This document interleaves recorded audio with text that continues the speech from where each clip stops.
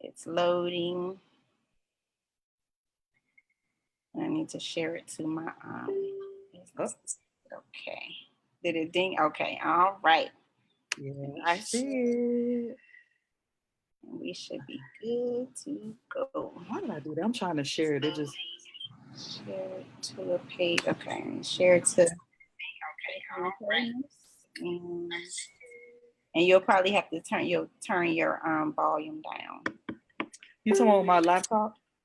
On your phone. Oh, it's not on my phone. I just did it to share it. Yeah, I'm on my MacBook, so. Okay. I just did that to get it over there so everybody else can see it. All right. Wonderful. All right. So now the challenge is going to be seeing the comments because I got questions right here, and then I forgot about that part because I wanted to see what people. Yeah, that's fine. I mean, I'll answer questions. I can't see them, so yeah, that's fine. Okay. So what I'm gonna do? Hold on, let me just pull this up. I got so many things going on at one time. We're gonna make it work. This is gonna be good. This is gonna be good. Okay. All right, because I want to see what people are saying too. Volume down. Hello, everybody. Those are tuning in. We are so excited. We're going to start in just a second while I get all my technology together. Y'all know how I do. I don't got no music, so I just got to talk through it. And as you can see, I have my sister here, Monique. She's going to introduce herself in just a second as soon as I get focused with what I'm trying to do. Hold on, y'all. Hey. Just to give y'all time to come on in and join this discussion. Hello. All right. Now I can see everybody who's logging in. Okay. Hello, everybody. All right. Let me just get my little self together here. No, that's not going to work. Okay. Hey, Jennifer. Hey, Michelle. Look at everybody. Hey, Jeff. Jay. Hey, Jay. Welcome. So if y'all see me looking off to the side, I got the screen up where we're broadcasting from. I have my phone over here with the comments, and I'm trying to pull up something else, but we're going to get started. I'm just trying to give people time to come in. So come on in, make yourself comfortable. Hey, Sammy. This is going to be a really, really good conversation. I'm really excited about it. Same here. Yes. It's going to be good. Just a second. I need to pull up one more thing, and we will jump right into this powerful discussion. So hello, those joining us. Okay. All right. Okay. I got it. Everything set up. Boom. Okay. Just pull this over here and this over here. Okay. All right. Hey, Erica. Hello. Okay. So, all right, I'm ready. Hey, y'all. You know what? I don't have no kind of 05. What did it do? Lights, camera, action. I don't have none of that. Y'all see the behind the scenes. Take one. Because I believe in being real, and it's just sometimes I be setting up, don't have everything together, but it's all good. Okay. So first of all, I just want to say welcome everybody for watching. If this is your first time, my name is Siobhan Carter. I am the You Relationship Coach. And what that means is I am passionate about all things concerning relationships, especially the relationship that you have with yourself. So I hold these relationship conversations every Wednesday at 8:00, and I have special guests to just join me and talk about some real life stuff concerning relationships. We don't talk about just romantic relationships. We talk about everything. So tonight, I'm really, really excited to have my sister on, Author Monique Duell. Do I say that last name right? Yes, it's right. Yeah, you got it. Thank you. I don't want to mess up nobody's time. No, it's fine. I'm excited to have my sister here because she has a powerful story, and I've known her probably, it's been a couple of years now. Yeah. Together, and just had a chance to have a conversation with her on several occasions. We had a class together at church, and so it was just really great connecting to her. And she came to mind and just was really on my heart one day as I thought about just guests that I could ask to come on the show. And I just thought about her, and I believe that it was, God orchestrated to have her here and just for you to share her story, because this is something that we don't talk about a lot, dealing with parents and what they have to go through raising special needs children. And sometimes those who have never experienced this really don't know how to handle it when you're out in the public, when you are dealing with family members who may have to raise a special needs child. Some people are just ignorant to this type of scenario or this situation. So I really want to raise awareness tonight on this topic. And so without further ado, Monique, will you please introduce yourself to the people? Absolutely. Good evening, everybody. Thank you all for joining us. I am delighted and honored to be here. First of all, thank you for having me, Siobhan. I am author Monique Duell. As she said before, I am single mom of two, ages 20 and 17, and my 17-year-old has cerebral palsy. And so that's what we're talking about tonight. I am the author of 2 books, How Do I Handle a Special Needs Child and Handicapped Mom Lessons I Learned Through Cerebral Palsy. And we're going to post the information in the comments of how you can purchase her books. Please support her because it has some really good information in it. So let's talk about one. Just tell us about your son Jeremiah. Let's hear about him. Jeremiah is 17. He has cerebral palsy, and what that means is that he has delays in motor functions and cognitive skills and just daily living activities. He doesn't have good motor control. He's what you call spastic diplegia, which means that his legs and arms are tight, which require therapy, maybe Botox shots, maybe surgery. He's had a few already. And it affects the cortex part of your brain that tells your motor functions to move, to walk, to sit up, and things of that nature. So he is in a wheelchair. He can walk with the help of a gait trainer, and what that is a big old huge that stands him up straight so he can move his legs and propel, which he does very well in the gait trainer. Nice. So to see him do that, just it leaves me in tears, of course, but that's what he uses to be able for mobility. And other than that, everything else he does has to be done from a sitting position. Okay. And thank you for sharing just who he is. So take us back to the beginning. I want to go back and just really, unpack your story. So take us back to the beginning when you first found out that you would have a child with special needs. Was it while he was in the womb? Was it after he was born? Tell us about that experience and how you felt hearing the news. We didn't find out until he was maybe 3 or 4 months, somewhere along that timeline. When you go take your child for a well child visit and the doctors do the cognitive test and the test they do to see if they would play with toys, reach for things. I had complications when I was pregnant anyway. So we knew we were going to have him early, but we just didn't know how early. Jeremiah was 2 pounds and 10 ounces when he was born, and he had to stay in the hospital for about 4 months. And I didn't get to hold him until that 4 months. So he came straight out the womb and right to the incubator. That was devastating enough. And he was so tiny. It was just, amazing to see a child so tiny breathing on his own, and thriving. So we didn't know. Took him to a well checkup. The doctor, put toys in front of him. They do this to their fingers, to see if he would reach.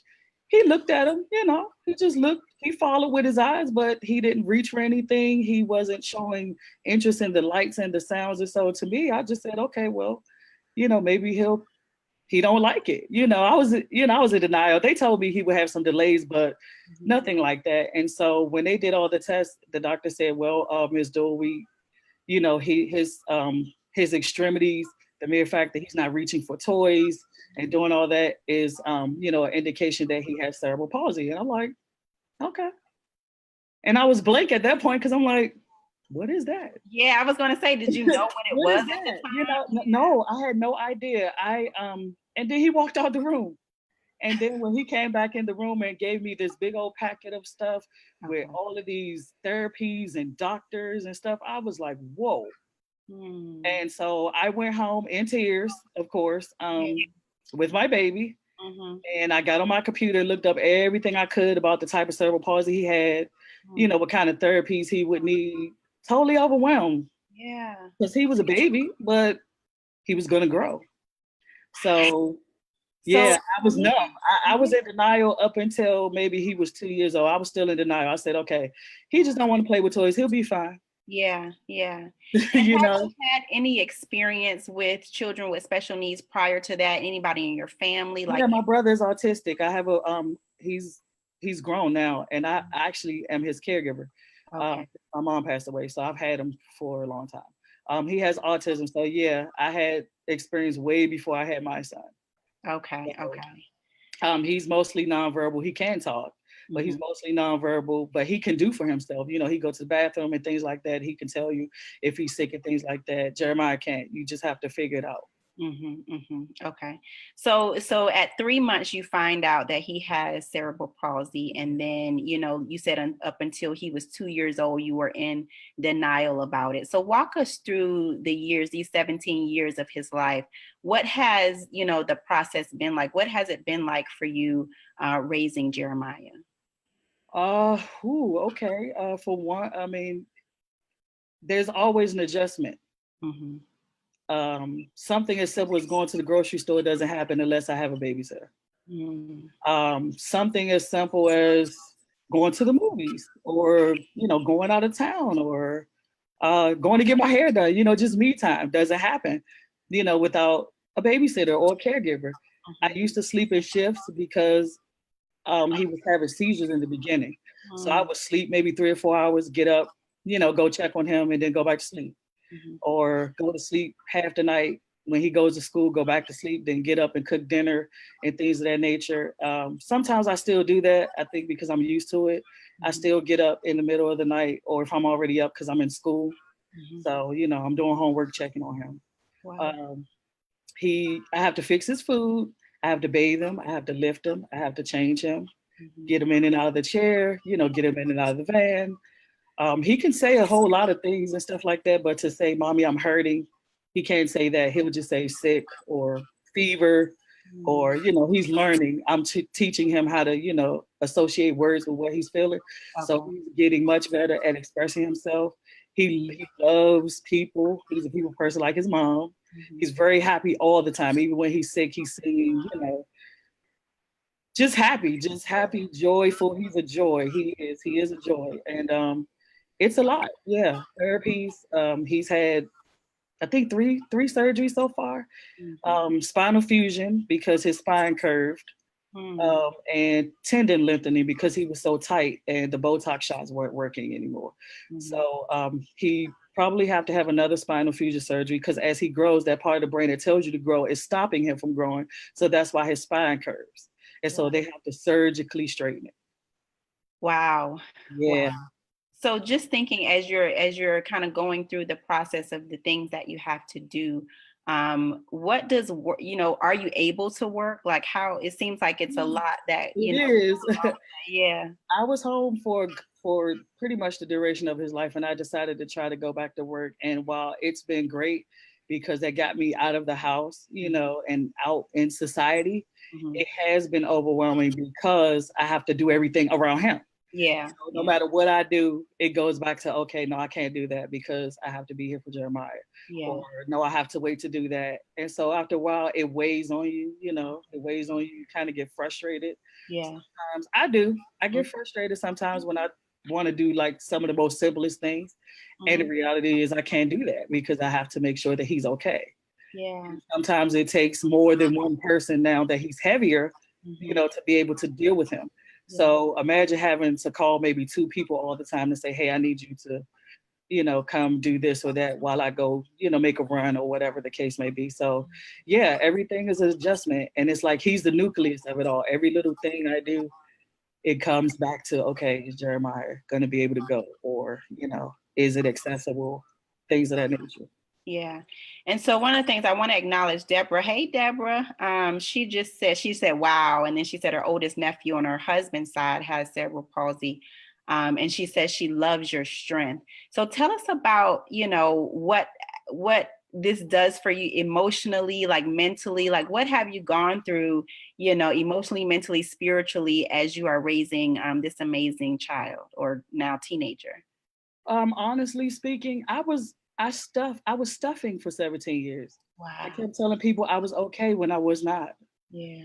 And just recently, like I told you, when you called me, I was just leaving the therapist's office. And by the way, there's nothing wrong with therapy, people. It sure isn't. If you need, therapy and help, it's available. And it's not a sign of weakness. There's only so much you can deal with or handle as a human. You need that other voice, that outside influence. Yeah, so I stuffed for 17 years and said I was okay. I'm good. Yeah, I'm strong. I'm good. And one day I just broke all down. It came crashing down. You ever seen cartoons and they have the pile on and then a little feather comes down? Yeah. That's how it happened. And it happened all at once. And it was traumatic. It was, I was angry. I was afraid. I was depressed. I was suicidal. I didn't know what to do. Wow.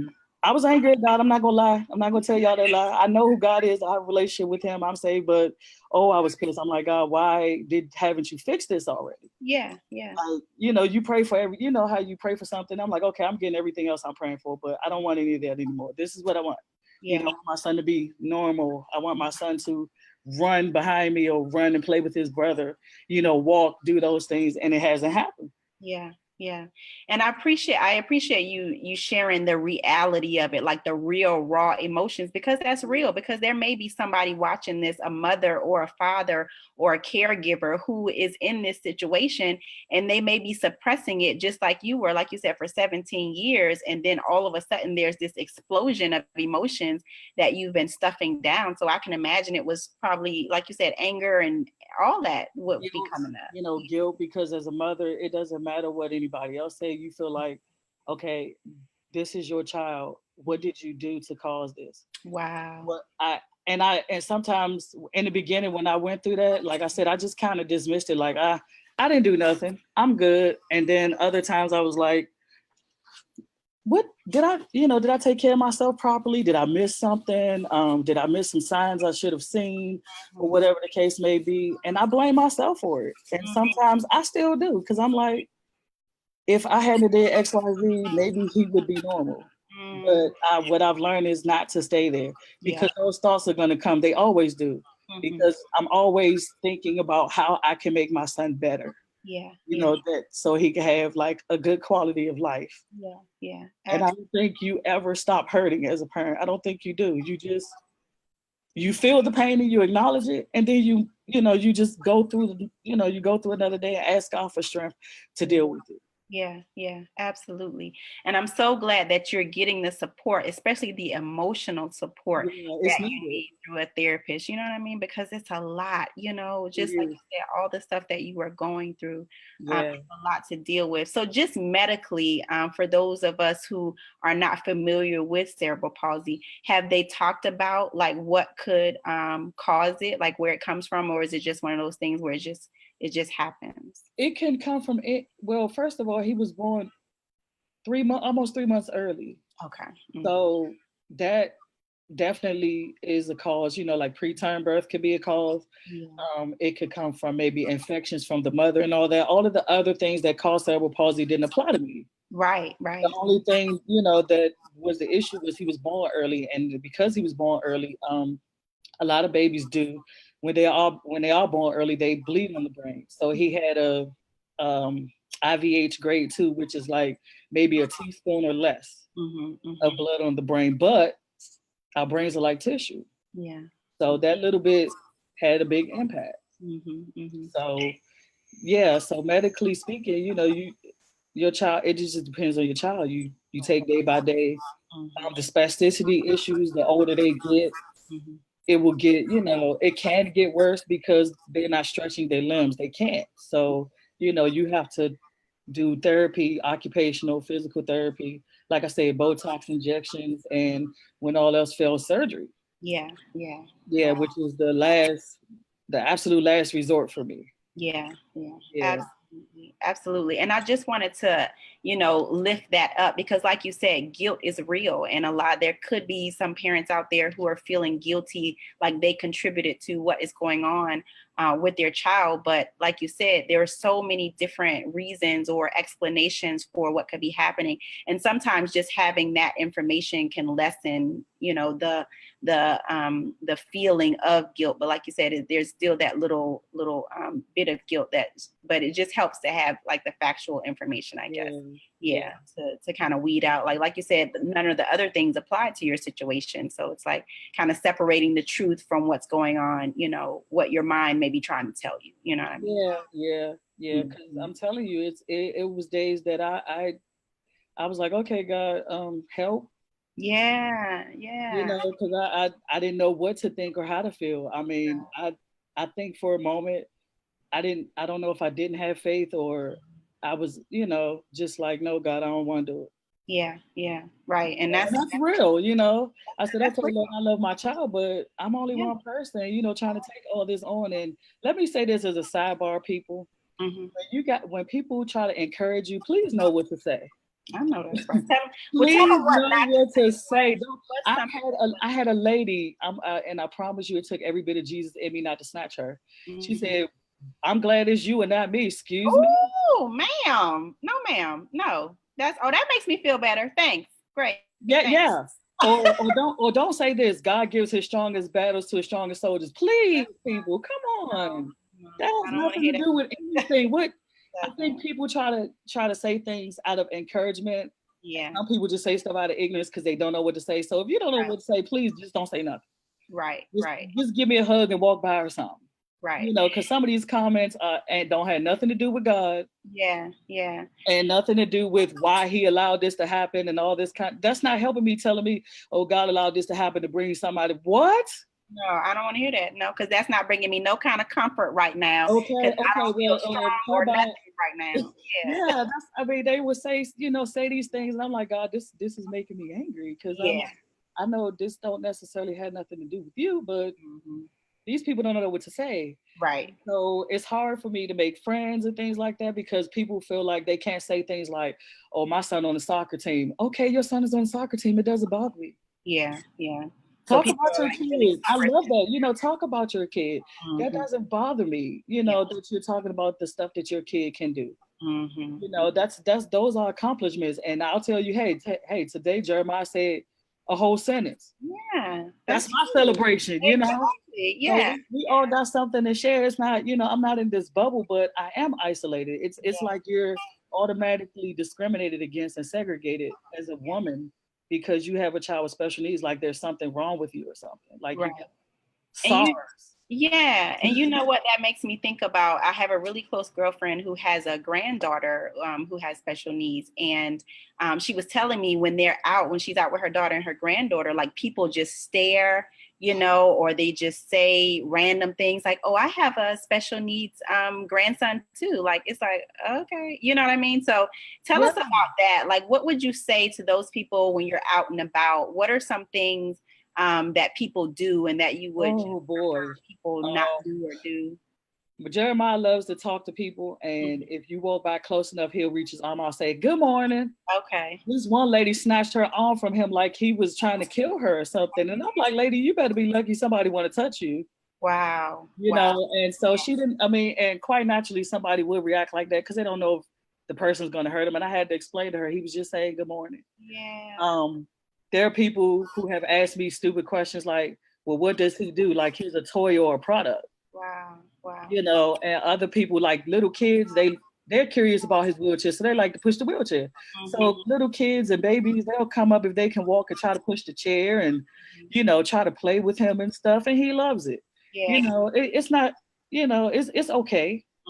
I don't get a lot of stares. A lot of people just be like, he's so cute, Okay. And you do an excellent job, Mom. His doctors and stuff, like, we applaud you for how you take care of Jeremiah. We don't see this every day.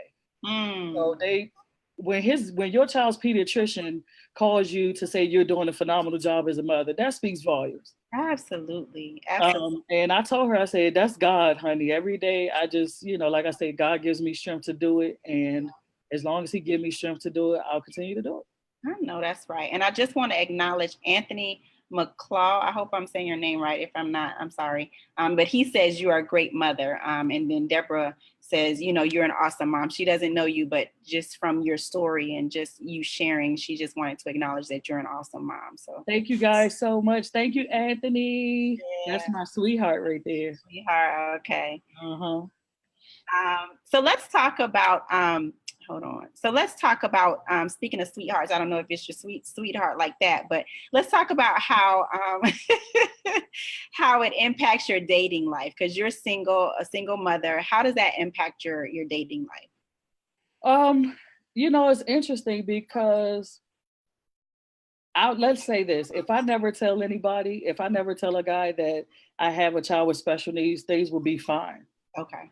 But the moment that you say that, it's like crickets. Because they assume that you trying to find somebody to dump your child on, or you're looking for, a gravy train, or you're looking for a man as a way out. And I tell people all the time, I've been well kept by God, honey. That's not what I'm after. I know that's right. Yes, you have. My son doesn't need a father. He has one. Yeah. And so, it does get discouraging sometimes, but at other times it just actually gives me strength to keep going, because I'm like, one of these days, and I get told this a lot, and I used to be like, yeah. One of these days, when God is ready, he will send a man that is strong enough to handle the situation with me and my son. I'm not going to separate myself from my children for the sake of a man. Right. Whoever's out there watching, you shouldn't do it either. At all. At all. If they can't accept the whole package, they don't get none of it. Yeah. I know that's right. Because we come together, boo. Okay. So I hadn't gotten, the whole relationship thing was nearly non-existent until just recently. So this is new. We just started, conversating, went on a couple of dates. So far so good. Shucks, I like newness and talking. And the 8th month of new beginnings on top of that. Come on now. Come on. Hello, somebody. Hello. Yes. So, okay. So far so good. I don't have to, worry about hiding who my son is and stuff, or feeling like I can't bring up the fact that I have children or have children with special needs for fear of being rejected. Right. And that's what you experience a lot, even in platonic friendships with females, or, just in general, you just do, because people don't know how to relate. And it's pretty much out of ignorance. I mean, it's not brain surgery. You get to know somebody and find out you're not going to catch cerebral palsy being around me or Jeremiah. Exactly. Right. But that's the way you get treated. Or that's been my experience. Let me say that. That's how you get treated. And then other people see it as a great strength and testimony, and they gravitate, and they want to hear more about your story, about the books and things like that. So it's been great, outside of the normal ups and downs of, single motherhood. It's been a great journey. Yeah. And that's what I was going to say, for a man that's really paying attention to you and your life, and that you have done this for 17 years, it says a lot about you. Like, if he really looked at you, it would see your strength, it would see your faith, he would see just your determination, your love and care for your children, like all of those attributes, and characteristics about you. If he was paying attention, he would be able to see those things, and just your beauty and just, your heart. You have to have a heart to, like you said, your doctor called you and just commended you on how you raise your son. So that says something about your heart and who you are. And from what I've seen, the short amount of time that I've known you, you have favor on your life that is like no other. You know what I mean? Like, you always somebody remind me of that, because at one point I didn't see that. All I saw was I was stuck. Like and it was my fault. I felt, let me say it this way, I felt like I had to bury myself in caring for my son because the guilt was overwhelming. I felt like I had to be at his side every second of every day to compensate, because I felt like I was the one who gave it to him. Wow. So for 17 years, I was like Rapunzel, locked in my house. And I only went, and this is a true story, I only went to church, to the grocery store, and to doctor's offices. Every now and then I would go get my nails done, or every now and then I would go get my hair done. I was doing it myself. But now, honey, I go get my hair done. I go get my nails done. I go get my toes done. Nails done, I everything. Go see a movie or whatever. I just decided that I was going to get my life back. I was not going to die, trying to create something that I could not fix. Wow. I had to realize that I could not fix my son. I can't fix him. I can't give him a potion or a pill or whatever, and then all of a sudden everything will be well. It hasn't worked in 17 years. That's not how this is going to go. This is something that only God can deal with. And so I have to be in agreement with what his will is. And yes, it hurts because I want my son to be the son that I imagined he would be. That's any parent. Yeah. So I had to grieve. And people didn't understand it. I'm like, you have to grieve what your expectations. Come on. And that can apply to your son. That can apply to so many things. Like you have to grieve your expectations. Yeah. I still to this day, my son will be 18 in October, and I had a breakthrough the other day in therapy. And I told her, she said, we were talking about grieving. And I said, I have to grieve the fact that my son may not never run up the stairs and say, Mommy, let's have breakfast. Wow. I have to grieve the fact that if I go get in the car, he can't just run out and come get in the car, Yeah, absolutely. He may never play baseball or tackle his brother or any of that stuff. That may never happen. Yeah. And if it doesn't, I'm still gonna be grateful. Yeah. Because he's still here. Yeah. He's doing things that most kids in his class of cerebral palsy don't do. So he's a miracle. Yeah. And God has, blessed him tremendously. And tell us about that, because a lot of times when you think of a child with special needs, you think about the negative or the challenges, but tell us about the joy. Tell us about how he's been a blessing to your life. Oh, God. Look here. Like I said, he's always joyful. Wow. And I taught him how to sing. I taught him how to pray. I've taught him Bible verses. And so in the mornings, he'll say, come on, Mommy, let's pray. He'll say it in his own way. He'll sing a gospel song or something. And he has I'm telling you, this boy has great discernment. He knows when there's something wrong with me because he'll grab my hand and say, pray, Mommy. Oh, wow. Yeah. Wow. I don't have to say a word. He can tell when I'm not feeling good, or he'll say, Mommy, the blood of Jesus covers us. Are you serious, Mommy? Oh, yeah, God. The way God uses that boy downstairs. Wow. I know that God has his hand on him. And so that's why I say what I said. If God does not answer my prayer my way, my answer to God is still yes. Come on. My answer is still yes to God, because I realized that, first of all, I'm not even supposed to be here to begin with, because my whole pregnancy, I bled the entire time, plus the 8 to 10 weeks after that. Are you serious? I bled 7 months straight, plus what's the 2 months, 8, whatever it is after you recover. So you're not supposed to be here and he's not supposed to be? No, not at all. Wow. Never needed a blood transfusion. Did get that one. Severely anemic, but never got a blood transfusion. Come on. God is all up in that. Yeah, God was all up in there from day one. And so, when I think back over all of that, it's been a difficult journey because I did not see it that way. I was focused on, how's my life going to be? Everything was me. And I'm like, well, wait a minute, what about Jeremiah? Yeah. Everything can't be about you.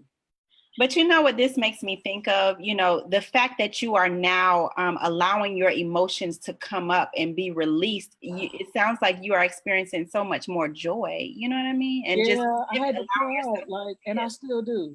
I'm just getting started. Like I said, 17 years of stuffing, and then it just. So when, like I said, when I feel the pain and I feel disappointed sometimes and stuff, and then I get mad at myself because I feel like I'm being too hard on me. I let the tears fall now. And I tell people I'm not fine. I've been telling people that for the last few weeks. Nope, I'm not fine. Right. Right. No, I'm not okay. I'm trying to, I'm dealing with the emotional toll that it has taken from me pretending that I was okay. Right. So I'll say, no, I'm not fine. Can we talk? Can we go out to the movies? I've learned how to reach out to people now, because I felt like in the beginning I had to do it all myself. Yeah. Because people expected me to be strong. I'm the go-to person in my family. So everybody's like, oh, Mo, you got this. No, I don't got this. No. No, I don't. Not anymore. No. So it's been beneficial. So I would say, hey sis, okay, can you pray with me real quick? Hey sis, can I come? Can you come by? Can I come over there? I just need a hug. And people are and they get it. Sometimes I don't need you to say nothing all the time. Just sit there. Sit there. Hold my hand or something, or just let me cry out and just sit there and just let me do it. And say it's gonna be okay or whatever and stuff. I don't always need words. Yeah. Let me tell you how you sharing so much yummy goodness right now. That's what I call it, when it's just so good you can't even put it into words. But I had to learn it. I had to learn it, and I learned it the painful way, because I struggle with it. I struggle with whether it was even necessary for me or Jeremiah to be here. For what? Yeah. I have literally laid on my floor with Jeremiah in my arms and told God to take us. Wow.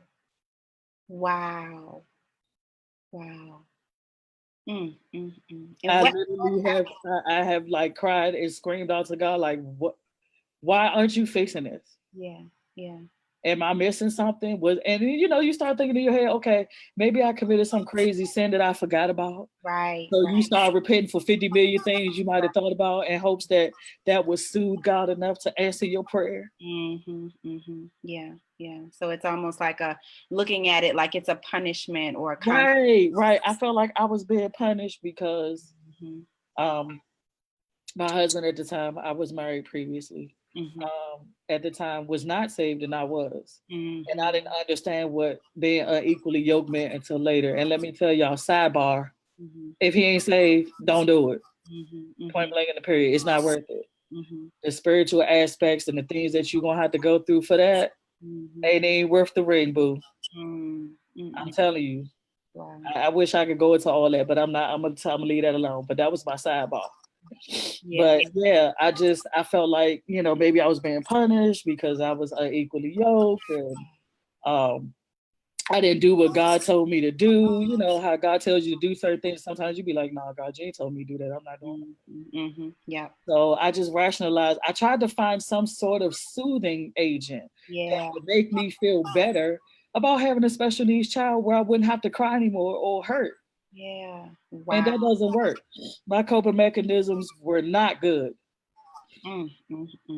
I gained lots of weight because I was emotionally eating and I didn't realize it. I didn't know what it was. Like I said, I was isolated. And just like a ticking time bomb on the inside, just smiling at everybody, ticking, just raged on the inside. Yeah. But still saying, hey, God bless you. Yeah. Oh, we're good. Jeremiah's fine. And then I would come home and just have a meltdown. So tell us about the breaking point for you, because there may be somebody watching that is just continuing to stuff and they may be almost at the edge. What did the breaking point look like for you, and what made you reach out to therapy? I was in my car and I was on 295 or something, and I was talking to one of my best friends on the phone, and I think I had found out Jeremiah needed surgery or something like that, and I was crying uncontrollably. And I was shaking, and they were like, look, just pull over, just come over, don't just pull over, calm down, whatever, and stuff like that. And I'm like, I can't do this. I don't know how many people they think I am. And I don't know if I can even meet Jeremiah's needs anymore. I don't feel like I'm adequate enough to be his mother. I was just going through all of these things, and all of it just started coming up. And I was literally feeling sick to my stomach, and I'm driving down 295. And I was like, okay, God, I need help, because I'm depressed now. I didn't realize that's what it was. I was so depressed. I wore almost everything in my closet before I did laundry. I stopped cooking. My house looked like a hurricane hit it.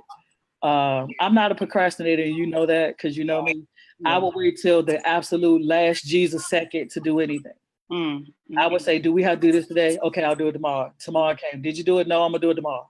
Tomorrow, the next day came. Next thing you know, weeks have gone by and I haven't done, the things that I usually would have done in record time and been done and moved on to something else. Right. So that's when I knew that I needed to get help. I would cry every day. I was crying every day. Just doing normal stuff, going to the grocery store. I'm sitting in the Walmart parking lot crying. Walmart parking lot crying because I have to go grocery shopping and I'm by myself. Just doing everyday things. Sitting in the movie theater, looking at the movie. The movie is a comedy movie, and I'm sitting there crying because I'm mad that I have to go back home. And deal with everything and stuff. And I felt overwhelmed. So that's when I knew that I needed to stop acting like I was fine. And actually reach out and say, hey, I'm not fine. Help me, because if you don't, I'm afraid that I'm going to do something terrible. And that's where I was. And I thought about it, I did. I'm not going to, I thought about it. I was like, well, maybe if I put this in here, we both drink this, we'll go to sleep and then it'll be over. They're not going to investigate anyway, because after all, Jeremiah's got cerebral palsy. They're just going to say, okay, he has cerebral palsy. They're not going to, I thought about all of that. I'm like, God, okay, can we just end this now and, get this over with and stuff? And so I talked, I've gone all the way to the edge. I was literally in my car, like I told you that day I called you. And I was on my way from a doctor's appointment. I got to this winding road where there was a brick wall, and the devil told me to run my car into the wall. Drive it into the wall, accelerate it, just drive it and let them deal with it. And I said, and that's when you called me. Wow. That's when you called me. My phone rang because I was like, what? I was like, God, I said, no, this is not happening. We are not going. And I'm saying to myself, okay, God, you told me how to pray. Tell me how to pray. So I'm sitting there praying. I'm crying. I'm like, I'm not going to run myself into the wall. I'm sorry, God. I don't know what to do. I need you to help me. And I'm screaming in my car. And then you called me. So I put on my good little voice with tears streaming down my face talking to you. And I had you would never be able to tell that that's the experience until you told me, the state that you were in. So that's how I know it was a God thing, that because he just literally just dropped you on my heart. And I was like, okay, well, let me just reach out. You know what I mean? So I know that it was him in the midst, and that he is so faithful to reach out and use people, to send to us, to save us from ourselves. So I just love that so much. I love him. And I just thank God for you and your obedience to doing that, because I don't know if I would have done it. I would like to say that I would not have. But you never can. When you at your breaking point, you don't have control anymore. And if you don't have a relationship with God, you're liable to do anything. But I thank God for the relationship that I had with him, with the word on the inside and the Holy Spirit who stopped me from doing that. Because it wasn't me, because I was going. Absolutely. I was going, and I knew I was. And I was like, well, you know what? It's going to be what it's going to be. And after you called me that day, I didn't drive for like another 3 or 4 days. I said, I'm not getting in my car. Wow. I need to regroup. I didn't know on purpose, because I said, nope, I'm going to stay in the house. I'm going to turn on my worship music. I'm going to read some books. I'm going to, even if I lay here, say Jesus all day until I fall asleep and then say it again the next day until I wake up. I'm not going out like this. I know that's right. So I had to fight, and I'm still fighting. Like I'm still fighting. I'm way better than I was when you and I talked or whatever, like I said, because I started therapy and I was able to express in a free space where somebody, objective would understand. Because, my family's like, oh, you're okay. Why are you always whining? I'm like, you don't understand what this is like for me. If I went into the hospital today or tomorrow, you guys don't know what to do today. You would know the first thing to do, because you don't know what to do now. And you think about that as a mother. So I'm like, God, okay, I need to make sure I'm healthy. So that, I can take care of Jeremiah, because these Negroes don't know what they're doing. Right. So you got to be well for you and So I decided to take my life back. So tell me this. So someone may be watching this that may feel overwhelmed, and they're like, well, I don't know who to reach out to. How do you find a therapist? Like, what was your practical step to reaching out and finding that therapist that you're seeing now? Networking. Like I know a lot of people who, I know a few people who are therapists, but because they know me, they can't, become Right. therapists. But Mhm. reaching out, finding out where the places are, calling around, and just interviewing different therapists and things like that, or talking to, maybe a friend or something who can give you a recommendation. But that's definitely necessary. If Mhm. you're feeling overwhelmed, don't act like you can handle it. Because if you could, you wouldn't be overwhelmed. Absolutely. And when you do get overwhelmed, there's nothing wrong with saying, "Hey, I'm overwhelmed. Mhm. Mhm. Can you help me? I don't know what to do. Can you help me find a therapist?" Right. Right. Because I feel like I don't need one because my pride says I'm so strong. Yeah. I Yeah. don't need nobody. Mhm. And that's erroneous. We do need somebody. God wouldn't put us here if we didn't need anybody. Right. Absolutely. So we're here for each other. We need each other in this life. We're not supposed to be alone or Mhm. handle things on our own. Yeah. And Yeah. that's where the love comes in with our brothers and sisters. The love of God, Yeah. will compel you to reach out to help somebody else and Mhm. and share your story. So that way somebody else won't have to go through maybe save them from a breakdown. Absolutely, because I truly believe that your story is helping somebody tonight. And as we've seen people, like we have some people on here, like Carol was saying that you have a powerful testimony, and she has a special butterfly named Jeremiah. So, Oh, so it's like, and she says you're awesome. doing a phenomenal job as a Thank mother. you. Thank you. And Jennifer is saying, wow, awesome testimony. So you're really helping people, and who knows, who will watch it after the broadcast and who they'll be sharing Yes, it with. So yes. I appreciate you just for your transparency, your vulnerability, and just the realness in your story, and just sharing the reality of it, the joys and the challenges, of you sharing your story. So tell us about your books that you have written in the midst of, your journey. Tell us about your books and where people can buy them. This is an interesting story. The Okay. first, the very first book, which is How Do I Handle a Special Needs Child? Mhm. I was invited on a blog talk radio show, and the gentleman who invited me, he is in a pastoral position, so I won't tell you who it is. Mhm. He invited me to the show, and then once we started talking about what he wanted on the show off the air, he wanted to do other things, Mm. and I was like, "No, sir, we're not going to do that." Mhm. Mhm. And so, needless to say, I was uninvited from the show. Oh, wow. Okay. Yeah. He called me, first of all, and I knew that probably wouldn't happen. Because first of all, he called me at 10:30, 11 o'clock at night. What do Mhm. you call me at 11 o'clock at night talking about a blog talk radio show for, sir? Mhm. So that didn't happen. So I had already written the content Mm. for for the topic of the show, which was how do I handle a special needs child? Mhm. And I just kept writing. God kept giving me stuff to write, and that's how that book came about. Wow, look at that. From the rejection of a radio show. Yeah. Yeah, So yeah, that's how that happened. And I never, that was it. After that, we never spoke again. And I deleted him from all, I was just like, yeah. no, we're not gonna do that. So And the title is How to Handle a Special Needs Child. What kind of information do you have in it? and how do I handle special needs child? It talks about things like what we just talked about, self-care, Mhm. prayer, finding a prayer partner, finding a support group, me time, how to deal with feelings of guilt and anger and shame, and how to deal with these so-called family members, and their drama when they reject you and things like that. It talks about rejection, how to Wow. deal. Oh yeah, let me tell you something. My oldest son gets invited to everything. Jeremiah gets invited to nothing. Wow. Wow. Yeah. Mhm. There's always a difference put between your quote unquote normal child and Mhm. the child that has a disability, always. Mm. And so everything that I do for Jeremiah, like I said, I have to do things that only he can do. Mhm. And so that's not a whole lot, but those things that he does love and enjoy doing, that's what we do. Yeah. And he has the biggest smile. He loves to bowl and he loves to swim. Yeah. Yeah. So, Oh. and his tablet Yeah. and his aunties and stuff like that. So that's what we do. We make it work. Mhm. Um because it makes me sad sometimes, Mhm. Mhm.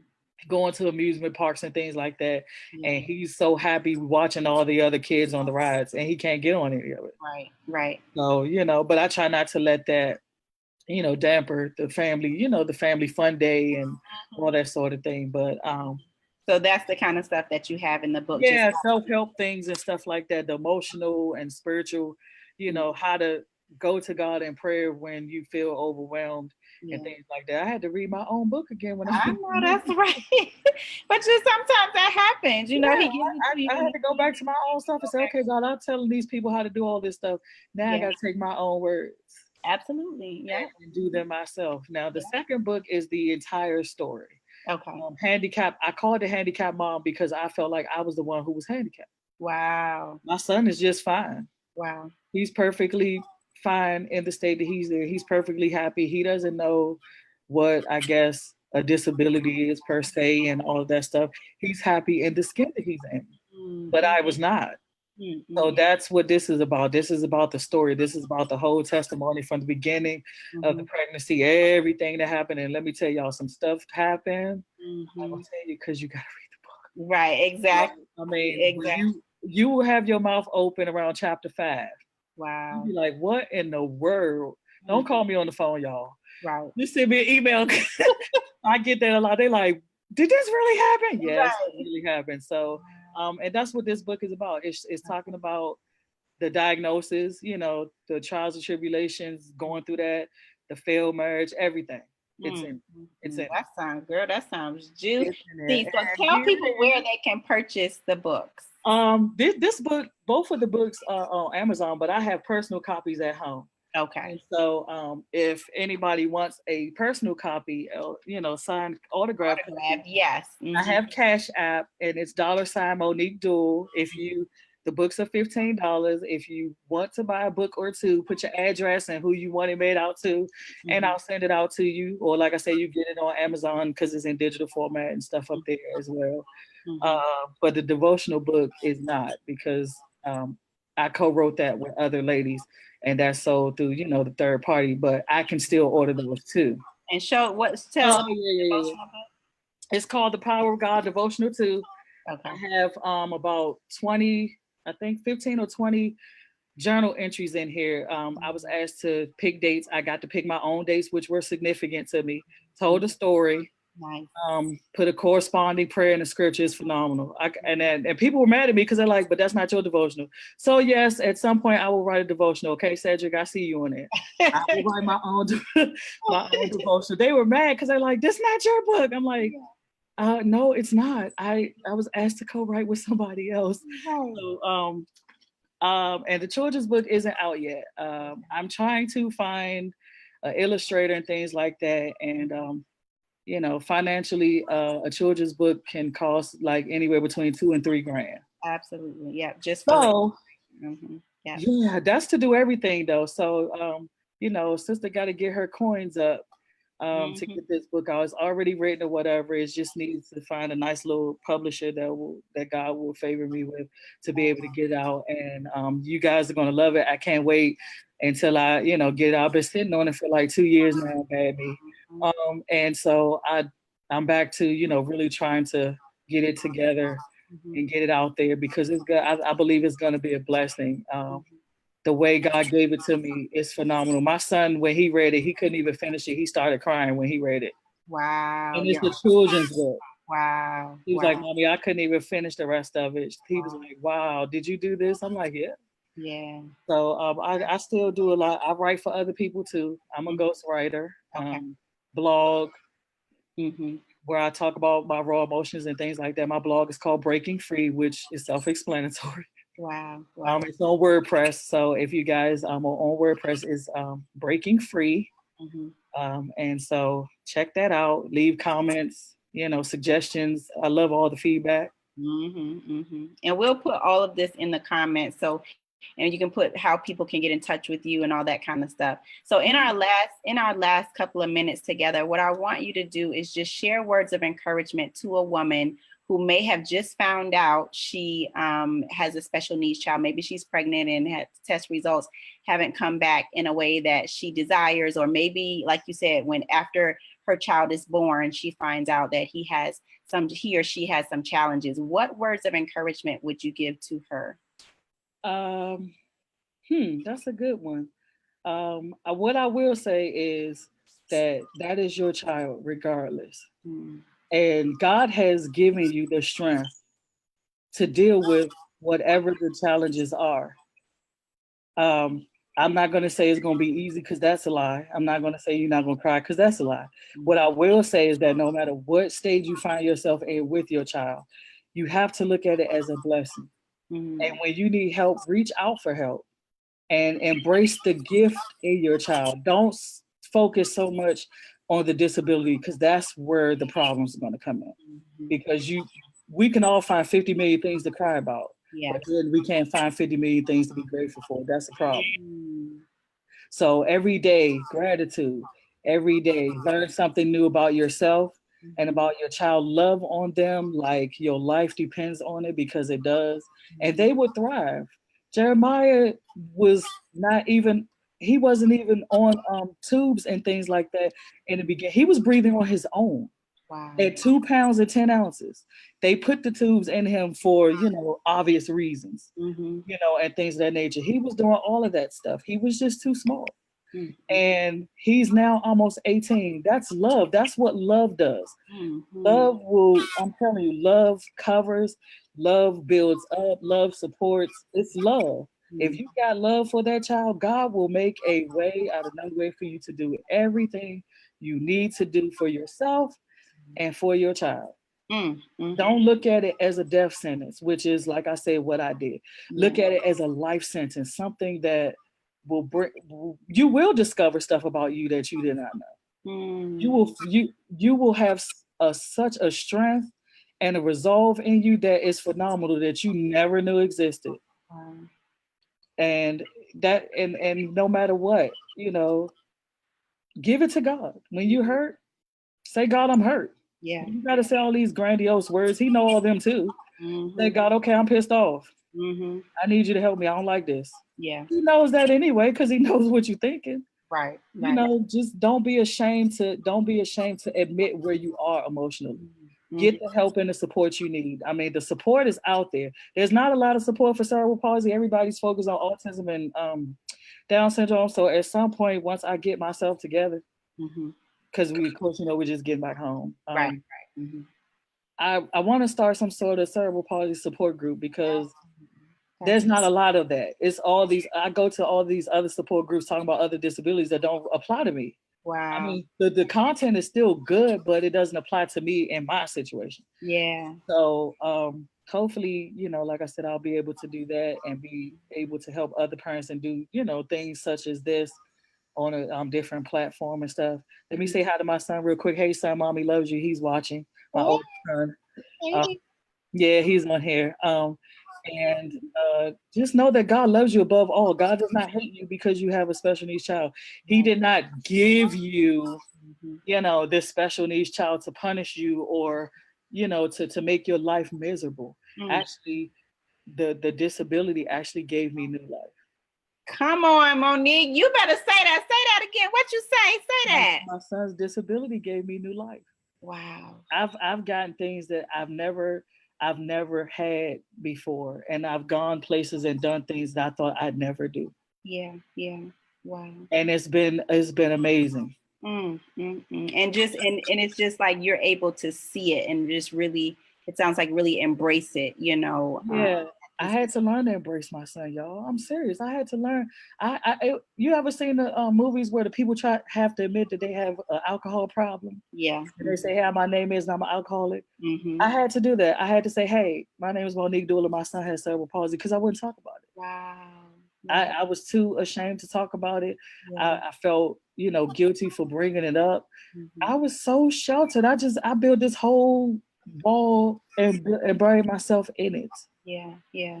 And you know what? You know what comes to mind as you were talking about starting this support group? I feel like you would be the perfect person because of all that you've gone through, Monique. Just the lowest moments, the highest moments. Like, you have so much content and life experience to share with other people that I can't wait for you to start it, because like Cedric said, he'll join the group. Like, that's my brother right there, Cedric.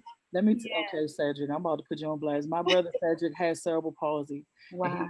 He's a phenomenal prophet of God. He's a phenomenal writer. He is awesome. the connection between he and I, God orchestrated, and that's how I have gotten through some of the most difficult things with Jeremiah, by talking to him, because he's living it. Come on. And so that's what I mean. God will put people in your life and orchestrate situations in such a way to let you know that he's with you. No matter what, he's with you. Even in your tears, he's right there. You know, when it's painful, and baby, it's painful. You want your child to be better. You want your child to thrive and be able to have a quality of life. Because guess what? One day I'm not going to be here. So I pray that the great seeds that I have sown to people, in the event that God takes me before he takes Jeremiah, that Jeremiah will be just fine. And these are the things that you think about when you lay awake at night, your mind racing. But let me tell y'all, God is so phenomenal that he is an ever-present help in time of trouble. Yeah. So Anthony said it's 9 o'clock. We're not gonna. But it just sounds like it would be such a help, such a blessing to those people, especially, you know, everything that you've gone through. You have so much to share and so much to give to other people, and how God has carried you through it. It just seems like it would be such a help. Yeah, and I was disobedient, y'all. I had to repent because God gave me that idea years ago, and I said, nope, I ain't got nothing to tell nobody because I don't want to talk to nobody. I got my own issues. I'm trying to fix me. I'm not trying to fix nobody else. I had a conference line. I had this little video chat thing. I had all of that, and I didn't do anything with it. So now I'm going to be, diligent and going forward. It just wasn't the time, because now you just started therapy. So it sounds like you have more bandwidth, you're growing into that space of dealing with the emotion. So now it increases your capacity to be able to handle things. You know what I mean? Yeah, I am better. Cause like I said, back then had I probably been obedient, I probably would have gotten past it sooner. But me being hard-headed, being selfish, but like I said, it's definitely needed among the community of people who have disabled loved ones, is emotional support. Some people just need a hug. They don't, like I said, they don't need you to say nothing. They just need you to hug them and say, "Hey, I know what you're going through." Absolutely. If I could do that, the arms, the hug, then so be it. Yeah, like your email address, hugs work. I love that. Yeah, because that was supposed to be that's supposed to be my ministry. Okay, all right, that's all right. We ain't worrying about what should have been. You still got that's time. Why I chose that email address because that's the idea that God gave me, and I'm like, yeah, hugs work, but I ain't hugging nobody. Well, listen, you still here, so you still have time to do it. We ain't worried about what can happen, what you ain't do. You can still do it I'm still on today and on tomorrow. So I'm gonna get on it because I know you're gonna make sure I know I'm gonna be checking in. You done told me about all this stuff. I'm be like, Monique, what's going on? I'm gonna be on it. Yes, ma'am.